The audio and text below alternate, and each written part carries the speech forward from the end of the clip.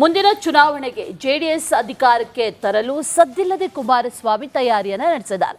ಒಂದು ಕಡೆಯಲ್ಲಿ ಸಾಲು ಸಾಲು ಹೋರಾಟಗಳನ್ನು ಕೈಗೆತ್ತಿಕೊಂಡು ಜೆಡಿಎಸ್ ಜನಪರ ಧ್ವನಿ ಎತ್ತುತ್ತಾ 2028ಕ್ಕೆ ಅಖಾಡವನ್ನು ಸಿದ್ಧಪಡಿಸ್ತಾ ಇದೆ.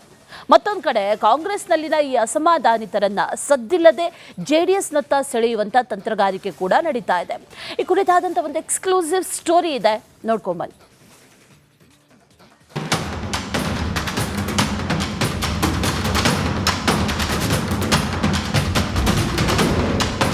ಕಾಂಗ್ರೆಸ್ ಅಸಮಾಧಾನಿತರು ಎಚ್ಡಿಕೆ ಸಂಪರ್ಕದಲ್ಲಿ.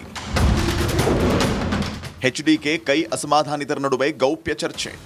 ಅಸಲಿ ರಾಜಕಾರಣದ ಆಟ ಅಂದ್ರೆ ಇದೇ ಇರಬೇಕು ನೋಡಿ.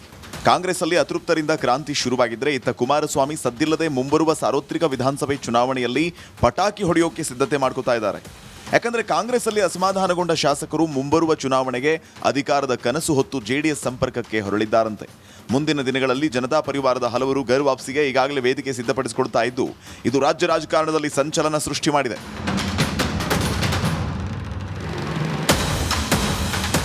ರಿಪಬ್ಲಿಕ್ ಕನ್ನಡಕ್ಕೆ ಎಕ್ಸ್ಕ್ಲೂಸಿವ್ ಆಗಿ ಮಾತನಾಡಿರುವ ಕೋರ್ ಕಮಿಟಿ ಅಧ್ಯಕ್ಷ ಕೃಷ್ಣ ರೆಡ್ಡಿ, ದೆಹಲಿಯಲ್ಲಿ ಹಲವರು ಕುಮಾರಸ್ವಾಮಿ ಅವರನ್ನ ಭೇಟಿಯಾಗಿ ಜೆಡಿಎಸ್ ಸೇರ್ಪಡೆ ಬಗ್ಗೆ ಮಾತುಕತೆ ನಡೆಸಿದ್ದಾರೆ ಅಂತ ಸ್ಫೋಟಕ ಹೇಳಿಕೆ ನೀಡಿದ್ದಾರೆ.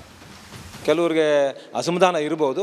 ನಾವು ರಾಜಕೀಯ ಪಕ್ಷವಾಗಿ ನಾವು ಅದನ್ನು ಖಂಡಿತ ನಾವು ಹೇಳಿದ್ದೀವಿ, ನಾವು ಅದನ್ನು ಸಮರ್ಥನೆಯೂ ಮಾಡ್ಕೊಳ್ತೀವಿ. ಬಂದಂಥವ್ರಿಗೆ ನಮ್ಮ ಬಾಗಿಲು ಯಾವತ್ತೂ ಕೂಡ ತೆರೆದಿರುತ್ತೆ. ನಮ್ಮ ನಾಯಕರ ಜೊತೆಯಲ್ಲಿ ನಿರಂತರವಾಗಿ ಸಂಪರ್ಕ ಇರ್ತಾರೆ. ನಮ್ಮ ನಾಯಕರ ಜೊತೆಯಲ್ಲಿ ಸಂಪರ್ಕ ಇರ್ತಾರೆ. ಟೆಲಿಫೋನಲ್ಲಿ ಮಾತನಾಡ್ತಾ ಇರ್ತಾರೆ. ಡೆಲ್ಲಿಗೆ ಹೋಗಿರ್ತಕ್ಕಂಥ ಸಂದರ್ಭದಲ್ಲಿ ಅಲ್ಲಿ ಕೂಡ ಭೇಟಿ ಆಗಿರ್ತಾರೆ. ಹಾಗಾಗಿ ಅದನ್ನು ಡಿಸ್ಕ್ಲೋಸ್ ಮಾಡೋದಿಲ್ಲ ನಾಯಕರು ಯಾರು ಏನು ಅನ್ನುವಂಥದ್ದು. ಯಾಕಂದರೆ ಇನ್ನೂ 1.5 ವರ್ಷ ಟೈಮ್ ಇರೋದರಿಂದ ಅದನ್ನು ಡಿಸ್ಕ್ಲೋಸ್ ಮಾಡೋದಿಲ್ಲ. ಬಟ್ ನಿರಂತರವಾಗಿ ಭಾಳಷ್ಟು ಜನ ಶಾಸಕರು ಸಂಪರ್ಕದಲ್ಲಿದ್ದಾರೆ. ಪಕ್ಷ ತೊರೆದಿದ್ದ ಮೂಲ ಜನತಾ ಪರಿವಾರದವರಷ್ಟೇ ಅಲ್ಲ, ಕಾಂಗ್ರೆಸ್ ಅಲ್ಲಿ ಯಾರೆಲ್ಲ ಅಸಮಾಧಾನ ಹೊಂದಿದ್ದಾರೋ ಅವರ ಜೊತೆಗೂ ನಿರಂತರ ಸಂಪರ್ಕದಲ್ಲಿರೋದಕ್ಕೆ ಎಚ್ಡಿಕೆ ಜೆಡಿಎಸ್ನ ಕೆಲ ಹಿರಿಯರಿಗೆ ಟಾಸ್ಕ್ ಕೊಟ್ಟಿದ್ದಾರಂತೆ. ಇದಕ್ಕೆ ಪುಷ್ಟಿ ನೀಡುವಂತೆ 3 ದಿನಗಳ ಹಿಂದಷ್ಟೇ ಹಾಸನದಲ್ಲಿ ಕುಮಾರಸ್ವಾಮಿ ಅಚ್ಚರಿಯ ಹೇಳಿಕೆ ನೀಡಿ ರಾಜ್ಯ ರಾಜಕಾರಣದಲ್ಲಿ ಸಂಚಲನ ಮೂಡಿಸಿದರು. ಕಾಂಗ್ರೆಸ್ ಅಲ್ಲಿ ಯಾರೆಲ್ಲ ಅಸಮಾಧಾನ ಹೊಂದಿದ್ದಾರೋ ಅವರಿಗೆ ಜೆಡಿಎಸ್ ಬಾಗಿಲು ತೆರೆದಿದೆ ಅಂತ ಓಪನ್ ಆಫರ್ ನೀಡಿದರು. ಜೆಡಿಎಸ್ ಪಕ್ಷ ಬಿಟ್ಟೋದರು ಬಿಡದೇ ಇದ್ದರು ಅನ್ನೋ ಪ್ರಶ್ನೆ ಇಲ್ಲ. ನಮ್ಮ ಒಂದು ಪಕ್ಷದಲ್ಲಿ ಯಾರು ಜನತೆಯ ಬಗ್ಗೆ ಒಂದು ಭಯ ಭಕ್ತಿ ಇಟ್ಕೊಂಡಿರ್ತಾರೆ, ಜನತೆಗೆ ಗೌರವ ಕೊಡ್ತಕ್ಕಂಥ ಮನೋಭಾವ ಹೊಂದಿದ್ದಾರೆ. ಇವತ್ತಿನ ಒಂದು ಪರಿಸ್ಥಿತಿಗಳಲ್ಲಿ ಮನಸ್ಸಿನಲ್ಲಿ ನೋವಿರ್ತಕ್ಕಂಥವ್ರು ಏನಿದ್ದಾರೆ, ಜನಗಳ ಬಗ್ಗೆ ಗೌರವ ಇರ್ತಕ್ಕಂಥವ್ರು, ಒಳ್ಳೆಯ ಕೆಲಸ ಮಾಡ್ತಕ್ಕಂಥವ್ರು, ಇವತ್ತು ಯಾರಾದ್ರೂ ಬರ್ತಕ್ಕಂಥ ಒಂದು ತೀರ್ಮಾನಗಳು ಬಂದ್ರೆ ಅದಕ್ಕೆ ಬಾಗುತ್ತಾ ಇದ್ದಾರೆ. ಇನ್ನು ಕುಮಾರಸ್ವಾಮಿ ಅವರು ಓಪನ್ ಆಫರ್ ಕೇಳ್ತಾ ಇದ್ದಂತೆ ಕಾಂಗ್ರೆಸ್ ಅಲ್ಲಿ ಜೋರು ಚರ್ಚೆ ಶುರುವಾಗಿದೆ. ಸಚಿವ ಶಿವಲಿಂಗೇಗೌಡ ಮಾತಾಡಿ ಕುಮಾರಸ್ವಾಮಿ ಯಾರಿಗೆಲ್ಲ ಆಫರ್ ಕೊಟ್ಟಿದ್ದಾರೆ, ಬಿಜೆಪಿ ಅವ್ರಿಗೂ ಕೊಟ್ಟಿದ್ದಾರಾ ಅಂತ ಪ್ರಶ್ನೆ ಹಾಕಿದ್ದಾರೆ. ಈಗ ಅದು ಮುಕ್ತ ಆಹ್ವಾನ ಯಾರಿಗೆ ಕೊಟ್ಟಿದ್ದಾರೆ ಅಂತ ಬೇಕಲ್ಲ, ಕೊಟ್ಕೊಂಡು ನಾನು ಅದ್ರ ಬಗ್ಗೆ ಇವೆಲ್ಲ ರಾಜಕೀಯ ಗಿಮಿಕ್ ರಾಜಕೀಯ ನಾನು ಪ್ರತಿಕ್ರಿಯೆ ಕೊಡಲ್ಲ, ಪ್ರತಿಕ್ರಿಯಿಸಲ್ಲ. ಇವೆಲ್ಲ ಯಾರ್ಯಾರು ಈಗ ಯಾರ್ಯಾರಿಗೆ ಬಿಜೆಪಿಯವ್ರಿಗೂ ಕೊಟ್ಟರೋ, ಕರ್ನಾಟಕದಲ್ಲಿರೋರು ಎಲ್ಲಾ ಪಕ್ಷದವ್ರಿಗೂ ಕೊಟ್ಟರೋ, ಯಾರ್ಯಾರಿಗೆ ಕೊಟ್ಟಾರೆ, ಯಾರ್ಯಾರಿಗೆ ಕೊಟ್ಟಿದ್ದಾರೆ ಅಂತ ಬೇಕಲ್ಲ. ಇತ್ತ ಕಾಂಗ್ರೆಸ್ ಅಲ್ಲಿನ ಅಸಮಾಧಾನಿತರಿಗೆ ಜೆಡಿಎಸ್ ಆಹ್ವಾನ ವಿಚಾರವಾಗಿ ಸಚಿವ ಈಶ್ವರ್ ಖಂಡ್ರೆ ಕುಟುಕಿದ್ದಾರೆ. ಜೆಡಿಎಸ್ ಪಕ್ಷ ಮುಗಿಯೋಕೆ ಬಂದಿದೆ, ಯಾರು ಹೋಗೋರಿಲ್ಲ ಅಂತ ವಾಗ್ದಾಳಿ ನಡೆಸಿದ್ದಾರೆ.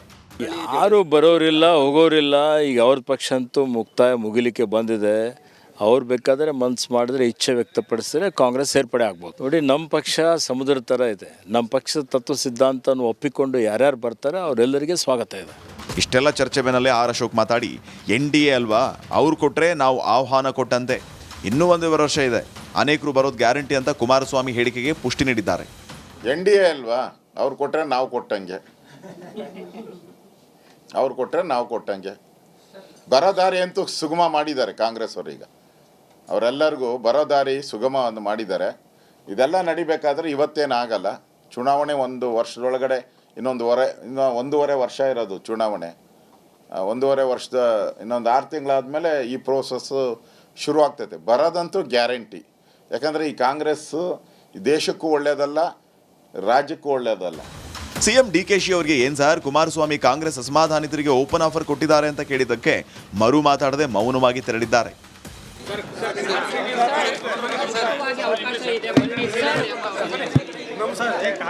ಒಟ್ಟಾರೆ ಕುಮಾರಸ್ವಾಮಿ ಮತ್ತು ಕೋರ್ ಕಮಿಟಿ ಅಧ್ಯಕ್ಷ ಕೃಷ್ಣಾರೆಡ್ಡಿ ನೀಡಿರುವ ಸ್ಫೋಟಕ ಹೇಳಿಕೆ ಈಗ ರಾಜ್ಯ ರಾಜಕಾರಣದಲ್ಲಿ ಬಿರುಗಾಳಿ ಎಬ್ಬಿಸಿದೆ. ಒಂದ್ ಕಡೆ ಕಾಂಗ್ರೆಸ್ ಅಲ್ಲಿನ ಅಸಮಾಧಾನದ ಕಿಚ್ಚು, ಮತ್ತೊಂದು ಕಡೆ ಕುಮಾರಸ್ವಾಮಿ ಅವರ ಓಪನ್ ಆಫರ್. ಜನತಾ ಪರಿವಾರ ಒಗ್ಗೂಡುವ ಬಗ್ಗೆ ಚರ್ಚೆ ಇದ್ದಿದೆ. 2028ರ ಚುನಾವಣೆಗೆ ಮತ್ತೆ ಅಧಿಕಾರಕ್ಕೆ ಬರಬೇಕು ಅನ್ನೋ ಡಿಕೆ ಶಿವಕುಮಾರ್ ಕನಸು. ಇಷ್ಟೆಲ್ಲ ರಾಜಕೀಯ ಚರ್ಚೆಗಳಿಗೆ ಮುಂಬರುವ ಚುನಾವಣೆಗೆ ಸ್ಪಷ್ಟ ಉತ್ತರ ಒದಗಿಸಬಲ್ಲದು.